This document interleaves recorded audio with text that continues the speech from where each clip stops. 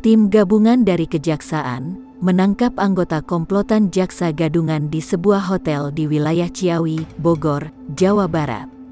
Sebelumnya, tim gabungan dari Kejaksaan sudah menangkap beberapa anggota komplotan lainnya.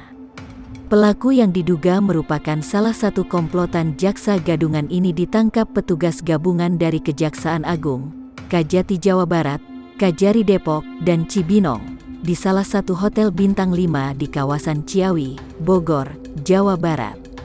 Diduga, pelaku merupakan salah satu penerima sebagian uang hasil penipuan terhadap korbannya yang dilakukan oleh tersangka lainnya dengan modus menjadi jaksa gadungan. Penangkapan terhadap pelaku merupakan pengembangan dari salah satu tersangka lain yang sudah ditangkap sebelumnya.